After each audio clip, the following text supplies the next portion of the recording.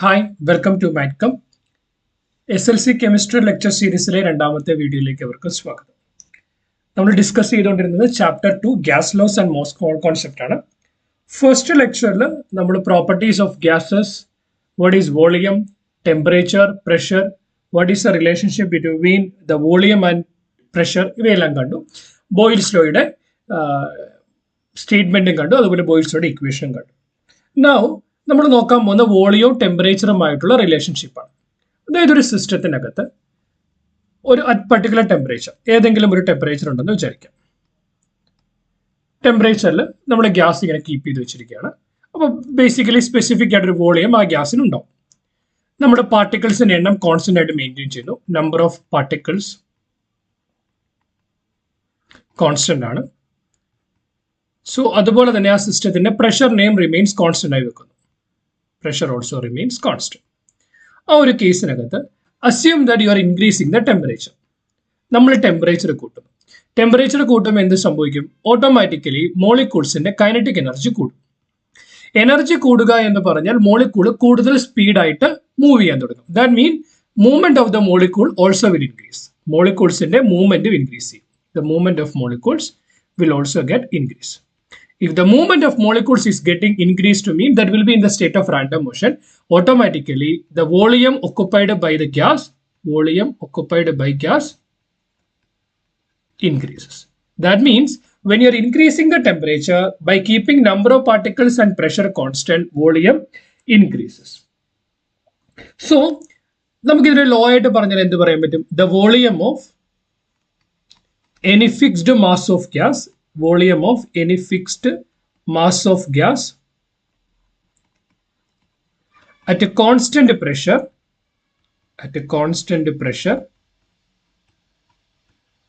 is directly proportional to the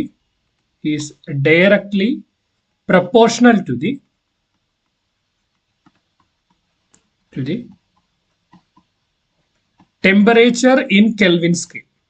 Temperature in Kelvin scale. അതെന്താണെന്ന് ഞാൻ പറയാം. Just wait for it. Temperature in Kelvin scale. So what we can write? We can write it as volume is directly proportional to temperature.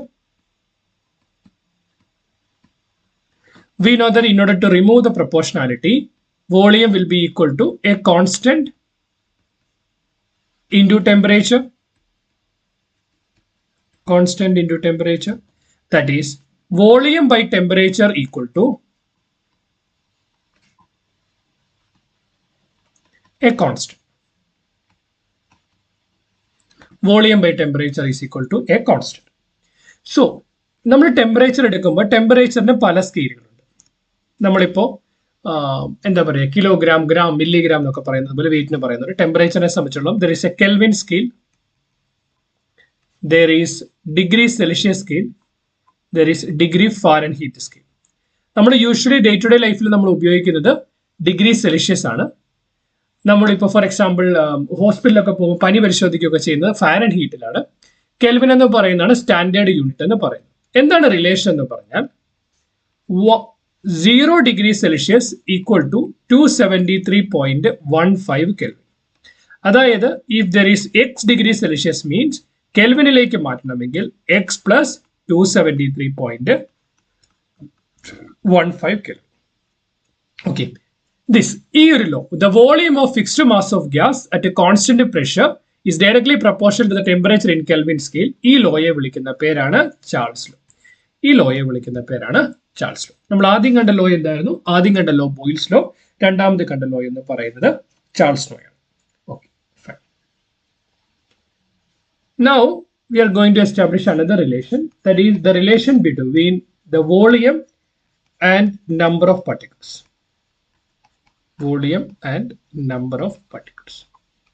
For example, നമ്മുടെ ഒരു സിസ്റ്റത്തിനകത്ത് temperature constant ആയിട്ട് വെക്കുന്നു, നമ്മൾ pressure constant ആക്കി വെക്കുന്നു. നമുക്കറിയാം ടെമ്പറേച്ചർ കൂടിയാൽ volume കൂടും, പ്രഷർ കൂടിയാൽ വോളിയം കുറയും. അത് രണ്ടും കോൺസ്റ്റന്റ് ആണ്. അപ്പോൾ വോളിയത്തിൽ ചേഞ്ച് ഉണ്ടാക്കുന്നില്ല. അപ്പൊ എന്ത് ചെയ്യുന്നത്? നമ്മൾ നമ്പർ ഓഫ് പാർട്ടിക്കിളിന്റെ എണ്ണം കൂട്ടുന്നു. നമ്പർ ഓഫ് പാർട്ടിക്കിൾസിന്റെ എണ്ണം കൂട്ടുന്നു. ഫോർ എക്സാമ്പിൾ എന്താണ്? ഒരു സിമ്പിൾ ഉദാഹരണം പറയാൻ, നമ്മുടെ കയ്യിൽ ഒരു ബലൂൺ ഉണ്ട്. ആ ബലൂണിലേക്ക് നമ്മൾ ഒരു തവണ ഊതി. അപ്പൊ ബലൂൺ ഒരു പരിധി വരെ വീർത്തു. അപ്പൊ അതിനകത്ത് നമുക്ക് 5 മോളിക്യൂൾസ് ഓഫ് ഓക്സിജൻ ഉണ്ടായിരുന്നു എന്ന് വിചാരിച്ചു. നമ്മൾ വീണ്ടും ഒന്നുകൂടെ ഊടുമ്പോൾ എന്ത് സംഭവിക്കും? ഒരു 5 മോളിക്യൂൾ ആഡ് ചെയ്തു. അപ്പൊ എന്ത് സംഭവിച്ചു? ബലൂൺ വീണ്ടും വീർത്തു. അപ്പൊ എന്താ സംഭവിച്ചത്? നമ്പർ ഓഫ് പാർട്ടിക്കിൾ കൂടിയപ്പോൾ വോളിയം കൂടി. കറക്റ്റാ?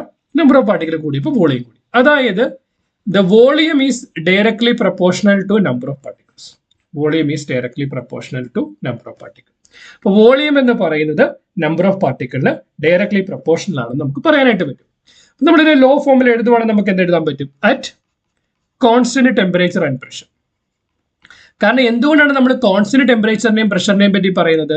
കാരണം വോളിയവും പ്രഷറും ഇൻവേഴ്സ്ലി റിലേറ്റഡ് ആണ്, ടെമ്പറേച്ചറും വോളിയവും ഡയറക്ട്ലി റിലേറ്റഡ് ആണ്. അപ്പൊ ഇത് രണ്ടും കോൺസ്റ്റന്റ് ആണെങ്കിൽ the volume of a gas is directly proportional to. കാരണം എന്താണ്? പാർട്ടിക്കിളിന്റെ എണ്ണം കൂടുമ്പോൾ അത് ഒക്കുപ്പൈ ചെയ്യുന്ന വോളിയം കൂടും. Directly proportional to the number of particles.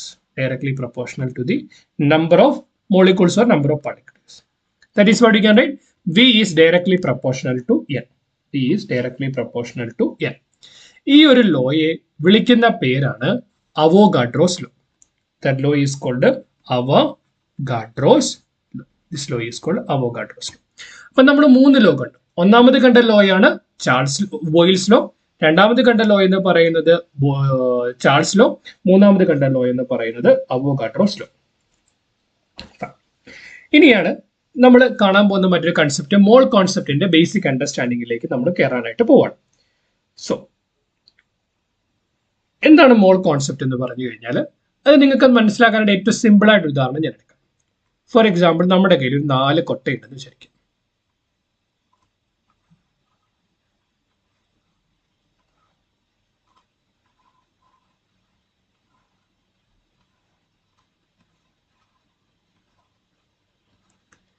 ഇതിനകത്ത് 12 ലെമൺ ഉണ്ട്, 12 നാരങ്ങ, ഇതിനകത്ത് 12 തേങ്ങയുണ്ട്, ഇതിനകത്ത് 12 മസ്റ്റാർഡ് ഉണ്ട്, ഇതിനകത്ത് 12 പേനയുണ്ട്. നമ്മൾ നോക്കുമ്പോൾ ഈ 4 കൊട്ടയ്ക്കകത്തുള്ള പാർട്ടിക്കിളിന്റെ എണ്ണം സെയിം ആണ്. നമ്പർ ഓഫ് പാർട്ടിക്കിൾ സെയിം ആണ്. പക്ഷേ നമ്പർ ഓഫ് പാർട്ടിക്കിൾ സെയിം ആണെങ്കിലും ഇത് ഒക്കുപ്പൈ ചെയ്യുന്ന മാസ് സെയിം ആണോ? അല്ല. So mass occupied by the particle is different.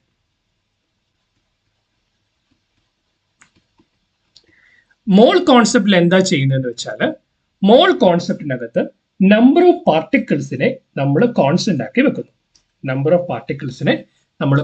ആക്കി വെക്കുന്നു. എന്നിട്ട് അത് ഓരോന്നും ഒക്കുപ്പൈ ചെയ്യുന്ന മാസ് കണ്ടുപിടിക്കുന്നു. അങ്ങനെ അവയെ തമ്മിൽ കണക്ട് ചെയ്യുന്ന കോൺസെപ്റ്റ് ആണ് മോൾ കോൺസെപ്റ്റ് എന്ന് പറയുന്നത്. സോ അതിനുവേണ്ടി നമുക്കൊരു സാധനത്തിന് മാസിനെ എക്സ്പ്രസ് ചെയ്യണം. അതിനുവേണ്ടി നമ്മൾ ഉപയോഗിക്കുന്ന മാസാണ് relative atomic mass. Relative atomic മാസും എക്സാക്ട് അറ്റോമിക് മാസും തമ്മിൽ വ്യത്യാസമുണ്ട്. ഫോർ എക്സാമ്പിൾ, ഒരെണ്ണത്തിന്റെ എക്സാക്ട് വെയിറ്റ് എടുക്കുന്നതിന് നമ്മൾ വിളിക്കുന്ന പേരാണ് അറ്റോമിക് മാസ്. ഒരെണ്ണത്തിന് മറ്റൊന്നുമായിട്ട് കമ്പയർ ചെയ്തിട്ട് എടുക്കുന്ന വെയിറ്റ് നമ്മൾ വിളിക്കുന്ന പേരാണ് relative atomic mass. For example, ഇപ്പോ കോക്കനട്ടിന്റെ വെയിറ്റ് 2 കിലോഗ്രാം ആണെന്ന് വിചാരിച്ചു. ഓക്കെ, വാട്ടർ മിലണിന്റെ വെയിറ്റ് 4 കിലോഗ്രാം ആണെന്ന് വിചാരിക്കാം. അങ്ങനെയാണെങ്കിൽ നമുക്ക് എന്ത് പറയാൻ പറ്റും? വാട്ടർ മിലണിന്റെ വെയിറ്റ് എന്ന് പറയുന്നത് 2 ടൈംസ് കോക്കനട്ടിന്റെ വെയിറ്റ്. അപ്പൊ നമ്മൾ എന്ത് ചെയ്തു? വാട്ടർ മിലണിന്റെ വെയിറ്റിനെ കോക്കനട്ടിന്റെ വെയിറ്റിൽ എക്സ്പ്രസ് ചെയ്തു. അപ്പൊ എന്താണ്? ഒന്നിനെ മറ്റൊന്നിൻ്റെതായിട്ട് എക്സ്പ്രസ് ചെയ്തു. പക്ഷെ ഇതിനകത്ത് എക്സാക്ട് വാല്യൂ പറയുന്നുണ്ടോ? എക്സാക്ട് വാല്യൂ പറയുന്നില്ല. അങ്ങനെ നമ്മൾ എക്സ്പ്രസ് ചെയ്യുന്നതിനെയാണ് നമ്മൾ റിലേറ്റീവ് എക്സ്പ്രഷൻ എന്ന് പറയുന്നത്. അത് പഠിക്കാനായിട്ട് നമ്മൾ സബ്സ്റ്റൻസ്, അപ്പോൾ ഓക്സിജൻ, നൈട്രജൻ, ക്ലോറിൻ, ബ്രോമിൻ എന്തെടുത്താലും നമ്മൾ അവിടെ എക്സ്പ്രസ് ചെയ്യുന്നത് റിലേറ്റീവ് അറ്റോമിക് മാസ് ആണ്. അപ്പം അതെന്താണെന്ന് നമുക്ക് മനസ്സിലാക്കാം. ഫോർ എക്സാമ്പിൾ, ഏറ്റവും ഫണ്ടമെന്റൽ ആയിട്ടുള്ള ആറ്റം നമ്മൾ ഹൈഡ്രജൻ ആറ്റം എടുക്കുന്നു. ഹൈഡ്രജൻ ആറ്റത്തിന്റെ വെയിറ്റ് എന്ന് പറയുന്നത്, ഒരു ഹൈഡ്രജൻ ആറ്റത്തിന്റെ വെയിറ്റ്, അതായത് മാസ് ഓഫ് 1 ഹൈഡ്രജൻ ആറ്റം. ഒരു ഹൈഡ്രജൻ ആറ്റത്തിന്റെ വെയിറ്റ് എന്ന് പറയുന്നത് 1.67 into 10 raised to minus 24 gram. ഒരു hydrogen ആറ്റത്തിന്റെ wait 1.6 into 67 into 10 raised to minus 27 gram ആണ്. 24 gram ആണ്. അല്ലെങ്കിൽ ഇത് nothing but 1.67 into 10 raised to minus 27 kilogram ആണ്. സോ നമ്മൾ റിലേറ്റീവ് അറ്റോമിക് മാസ് പറയാനായിട്ട് ഏതെങ്കിലും ഒരു കാര്യത്തെ സ്റ്റാൻഡേർഡൈസ്ഡ് ആക്കി വെച്ചിട്ട് അല്ല ഒരു വൺ സിംഗിൾ യൂണിറ്റ് ആക്കി വെച്ചിട്ട് ബാക്കിയുള്ള മാസിനെ എക്സ്പ്രസ് ചെയ്യണം. അതിനുവേണ്ടി ഇങ്ങനെയുള്ള കാര്യങ്ങളെല്ലാം അപ്രൂവ് ചെയ്യുന്നത് international union four pure and applied chemistry IUPAC ആണ്. അപ്പൊ IUPAC അതിനകത്തൊരു ഇത് കൊണ്ടുവന്നു. IUPAC എടുത്ത കാര്യം എന്താണെന്ന് വെച്ച് കഴിഞ്ഞാൽ atomic mass of any element are expressed by considering 1/12th mass of an atom of carbon 12. അതായത് കാർബണിന്റെ കാർബൺ 12 എന്ന് പറയുന്ന ഒരു ആറ്റം എടുത്തു, അതിന്റെ വെയിറ്റിനെ 1/12 ഡിവൈഡ് ബൈ 12 കിട്ടുമ്പോൾ എത്ര വാല്യൂ കിട്ടുന്നോ അതിനെ നമ്മൾ ഒരു യൂണിറ്റ് ആയിട്ട് അസ്യൂം ചെയ്തു. ഇതിനെ ഒരു യൂണിറ്റ് ആയിട്ട് അസ്യൂം ചെയ്തിട്ട് ബാക്കിയുള്ള ആറ്റങ്ങളുടെ എല്ലാം മാസിനെ ഇതിനെ ഒരു യൂണിറ്റ് ആണെങ്കിൽ അത് ഓരോന്നും എത്ര യൂണിറ്റ് വെച്ച് വരും. ഫോർ എക്സാമ്പിൾ കോക്കനട്ടിന്റെ വെയിറ്റ് എന്ന് പറയുന്ന ഒരു യൂണിറ്റ് ആണെങ്കിൽ വാട്ടർ മെലണിന്റെ വെയിറ്റ് എന്ന് പറയുന്നത് 2 യൂണിറ്റ് എന്ന് വരും. അതേ രീതിക്ക് നമ്മൾ ഇതിനെ എക്സ്പ്രസ് ചെയ്യാനായിട്ട് ശ്രമിച്ചു. ആ എക്സ്പ്രസ് ചെയ്യുന്ന കോൺസെപ്റ്റ് ആണ് നമ്മൾ എവിടെ ഉപയോഗിക്കുന്നത്? ഈ പറയപ്പെടുന്ന മോൾ കോൺസെപ്റ്റിനകത്ത് നമ്മൾ ഉപയോഗിക്കുന്നത്. Fine, okay. സോ അപ്പൊ അതിന്റെ ഐഡിയ എന്താണെന്ന് വെച്ച് കഴിഞ്ഞാൽ, ഫോർ എക്സാമ്പിൾ നമ്മളിപ്പോ കാർബണിന്റെ ഒരു 12 ആറ്റം എടുത്താൽ, കാർബൺ 12 ആറ്റം എടുത്താൽ അതിന്റെ 1/12th മാസ് ആണ് നമ്മൾ ഒരു യൂണിറ്റ് ആയിട്ട് എടുത്തത്. 1/12th മാസ് ആണ് ഒരു യൂണിറ്റ് ആയിട്ട് എടുത്തത്. അപ്പൊ മൊത്തം എടുത്തു കഴിഞ്ഞാൽ എത്ര വരും? Nothing but 12 unit. കറക്റ്റ്. കാരണം ഒരു കാർബൺ 12 ഐസോട്ടോപ്പിന്റെ വെയിറ്റിന്റെ 1/12 കൊണ്ട് ഡിവൈഡ് ചെയ്താണ് നമ്മൾ ഒരു യൂണിറ്റ് ആയിട്ട് എടുത്തത്. അപ്പൊ കാർബൺ 12ന്റെ മൊത്തം വെയിറ്റ് എന്ന് പറയുന്നത് എന്തുവാണ്? 12 യൂണിറ്റ് ആണ്. ഈ 12 യൂണിറ്റിനെ നത്തിങ് ബട്ട് നമ്മൾ 12 ഗ്രാം എന്ന് എഴുതി. ഇതെന്ന് പറയുന്നത്, ബി വെരി കെയർഫുൾ, വളരെ ശ്രദ്ധിച്ചേക്കണം. ഇതെന്ന് പറയുന്നത് this is the weight of mass of 6.022 into 10 raised to 23 carbon atoms. 6.022 into 10 raised to 23 carbon ആറ്റങ്ങളുടെ വെയിറ്റ് ആണ് ഈ 12 ഗ്രാം എന്ന് പറയുന്നത്. ഇതിനെ നമ്മൾ വിളിക്കും, this is called atomic mass of carbon. Be very careful. Atomic mass of a substance എന്ന് പറയുന്നത് ഒരു ആറ്റത്തിന്റെ വെയിറ്റ് അല്ല, it is the mass of 6.022 into 10 raised to 23 atoms. Clear? In the same way, നമ്മളിപ്പം 1/12th mass of C12 എന്ന് പറയുന്ന ഒരു unit ആക്കിയെങ്കിൽ നമ്മളൊരു ഓക്സിജൻ എടുത്താൽ ഓക്സിജന്റെ വെയിറ്റ് എന്ന് പറയുന്നത് ഇതിന്റെ 16 മടങ്ങാണ്. So that means 16 unit. അപ്പൊ ഓക്സിജൻ അറ്റോമിക് മാസ് എന്ത് വരും? 16 ഗ്രാം. ഈ 16 ഗ്രാമിൽ എന്തുണ്ടാവും? 16 ഗ്രാമിൽ 6.022 into 10 raised to 23 oxygen atom ഉണ്ടാവും. 23 ഓക്സിജൻ ആറ്റം ഉണ്ടാവും. അതുകൊണ്ട് 16 ഗ്രാമിനെ എന്ത് വിളിക്കാം? 16 gram is called atomic mass of oxygen atom. Oxygen ആറ്റത്തിന്റെ അറ്റോമിക് മാസ് എന്ന് വിളിക്കാവുന്നത്, ഓക്സിജൻ അറ്റോമിക് മാസ് ആണ് എന്തെന്ന് പറയുന്നത്? 16 ഗ്രാം എന്ന് പറയുന്നത്. ക്ലിയർ? അപ്പോ so what you can understand. Then നമ്മൾ ഈ അറ്റോമിക് മാസ് എല്ലാം എക്സ്പ്രസ് ചെയ്തത് എന്താണ്? ഗ്രാമിലാണ്. അതുകൊണ്ട് നമ്മൾ ഈ അറ്റോമിക് മാസിനെ വിളിക്കുന്ന പേരാണ് gram atomic mass. Is called gram atomic mass. ബ്രാക്കറ്റിൽ നമ്മൾ അതിനെ GAM എന്ന് എഴുതും. അതായത് gram atomic mass of carbon എന്ന് പറയുന്നത്, 12 ഗ്രാം ആണ്. Gram atomic mass of oxygen എന്ന് പറയുന്നത് 16 ഗ്രാം ആണ്. ഇത് നമ്മൾ എടുത്താൽ ഇതിനകത്ത് രണ്ടുമുള്ള പാർട്ടിക്കിളിന്റെ എണ്ണം എന്തായിരിക്കും? 6.022 into 10 raised to 23 ആറ്റംസ് ആയിരിക്കും അതിനകത്ത് ഉണ്ടാകും. നമ്മൾ ആദ്യം പറഞ്ഞപ്പോൾ നമ്മളൊരു സിസ്റ്റം എടുക്കുന്നു, അതിനകത്ത് നാരങ്ങ എടുത്തു, കോക്കനട്ട് എടുത്തു, വാട്ടർമെലൺ എടുത്തു, കടുക് എടുത്തു.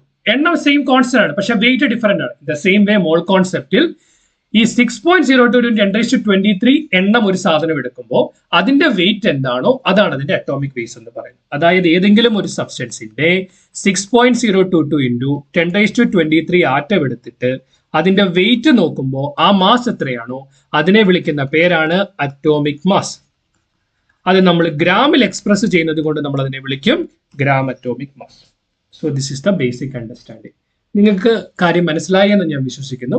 എന്തെങ്കിലും ക്ലാരിറ്റി ആവശ്യമുണ്ടെങ്കിൽ കമന്റ് സെക്ഷനിൽ പറയുക. വേറെ ഏതെങ്കിലും ചാപ്റ്ററുമായിട്ടോ ടോപ്പിക്കുമായിട്ടോ നിങ്ങൾക്ക് ഡിസ്കഷൻ ആവശ്യമുണ്ടെങ്കിൽ അതുകൂടി കമന്റ് സെക്ഷനിൽ പറയുക. As A token of gratitude, please like this particular video, share with your friends, play with your school teachers, share in your class groups. Please subscribe to our channel. Keep watching, keep learning. Thanks for watching.